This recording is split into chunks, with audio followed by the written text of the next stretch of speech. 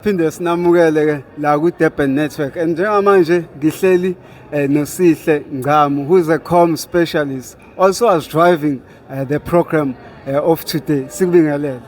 Siyabingelela mfowethu. Siyabingelela naye.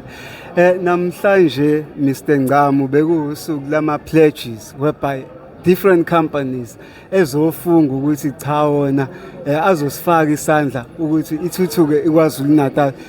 Kuzwakala nokuthi nidlulile itarget kade nibhekile, which was 95 billion, and you went even furthermore. Nizizwa kanjani ngalokho?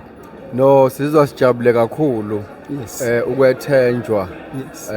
Osomabhizinisi ukuthi njengeKwaZulu Natal province eholwa uNdunankulu ubaba uMphemba ukuthi le province lena osomabhizinisi bethi sine confidence kuyona, sizimisele ukuzotshala umnotho kuyona, siphinde futhi sakha namathuba omsebenzi.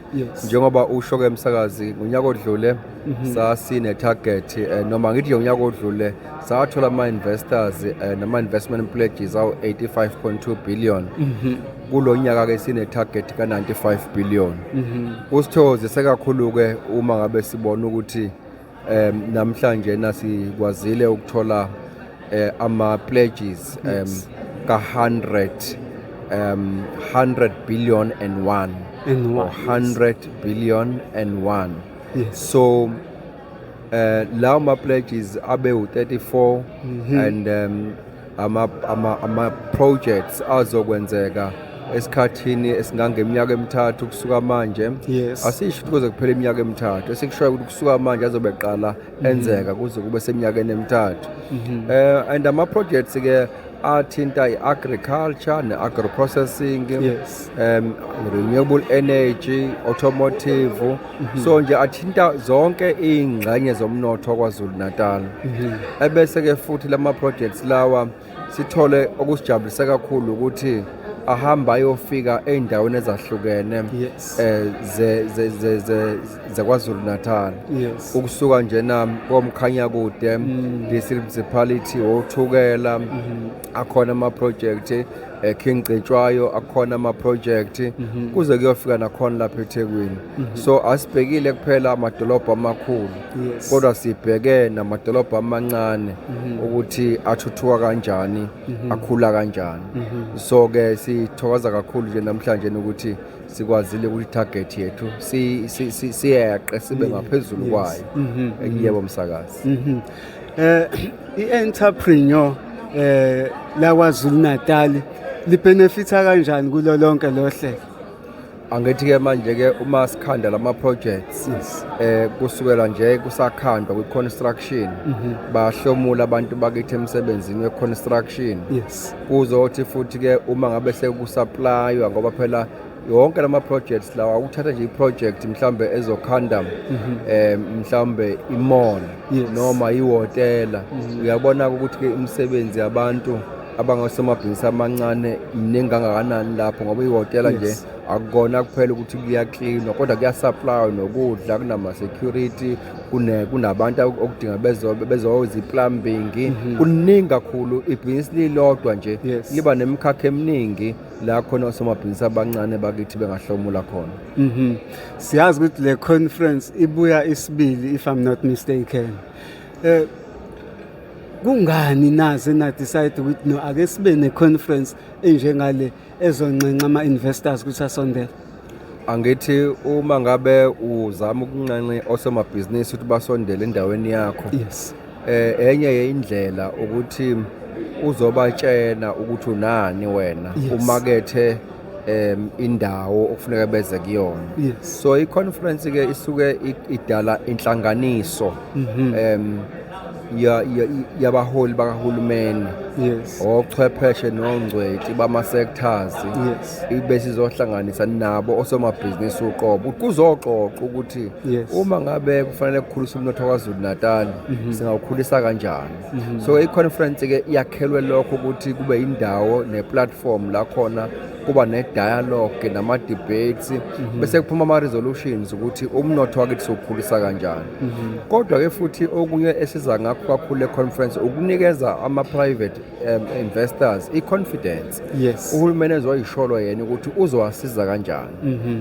Ayisholo yena uhulumeni ukuthi i-infrastructure ngaba imigwaqo, ngaba amanzi, kungaba ama-ports esinawo, amachweba, uhulumeni uzowenza kanjani ukuthi akwazi ukuthi alekelele ilokhuzana osomabhizinisi.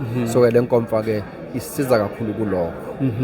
Mhlawumbe ake sibheke kakhulu mfokaNgcamu esayidini le-technology. I-technology iyakhula kwamanye amazwe i-technology bayithathe njengane-center yoku-engineer i-economy yakho.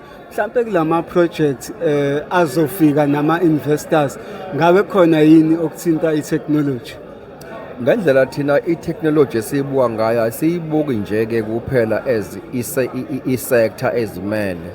Siyibuka ngokuthi nakunoma yiphi i-project, Yes. i-application of technology now isinkulu.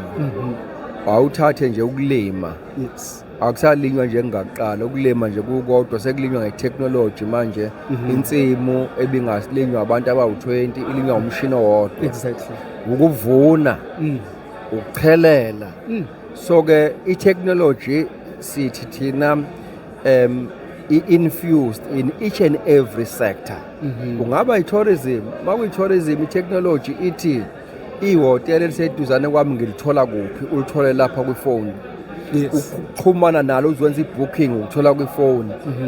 Nokulibuka nje ukuthi linjani le hotela usukuthola kwifoni manje. Exactly. So-ke sigqugquzela ukuthi-ke wonke la mabhizinisi nalama sectors lawa of growth e-province. Exactly. In deploying this project i-application ye-technology ibe khona. Abahlali basemakhaya kunokwenzeka ukuthi kwesinye isikhathi makungena ama-projects afuze la uthola ukuthi azobheyisa kakhulu ey'ndaweni mhlawumpe ezibhizi with an aim yokuthi mhlawumpe azokwazi ukubhenefitha ngoba kune-influx yabantu. Mhlawumpe iy'ndawo zasemakhaya zizobhenefitha yini kulolu hlelo? Kuwuhlelo kahulumeni ukuthi kudevelopwe hayi kuphela amadolobha amakhulu kodwa kudevelopwe namadolobha amancane. Uyabona nje kulama projects khona ama-project asemakhaya koNdwedwe, koMaphumulo, koMbazwana, eMkhuze. Exactly. Sinawo ama-projects anjalo. Into enkulu ukudevelopa ama-projects asemakhaya ikakhulukazi ama-investment projects. I-investor isuke ibuka ukuthi i-resource ne-input yami kuphi nendawo. Yes. Ibuka i-distance ukuya kwi-port la khona izothatha i-product yabo iyise emazweni. Yes. So ama-issues e-logistics abaluleke kakhulu. Ingakho-ke uthola ukuthi kubhekwe amanzi kuleyo ndawo inawo inamanzi nemigwaqo. Yebo. So kubalulekile ukuthi-ke omasipala badevelop indawo zabo ngokwe-infrastructure ngoba ama-investors afollowisha i-infrastructure. Yes. Kulukhuni ukuthi ama-investors ayoqala i-infrastructure. Uhulumeni kufanele provide infrastructure, then ama-investors they follow that. Mhlawumpe ngoba siyazi ukuthi namhlanje bekuyi-session la kade kunama-pledges enziwayo. Mhlawumpe ukuqhubekela siya phambili bangalindelana abantu kuya elangeni lakusasa for which it's the last day of the conference. Cha, i-conference iyaphela namhlanje. Oh, iyaphela. Iyaphela namhlanje na. Siyayigoqa namhlanje nje beyizinsuku ezimbili. Bekuyinsuku ezimbili. Kushuthi sekuphelile nje manje. Njengamanje njengoba sekuyisikhathi selunch sekukhona ama-sessions awu-2 asele azoqhubeka-ke bese ngabo past 4 sivala i-conference. mfokaNgcamu siyabonga isikhathi sakho. Ngibonga kakhulu buthi. Siyabonga kakhulu. Thanks.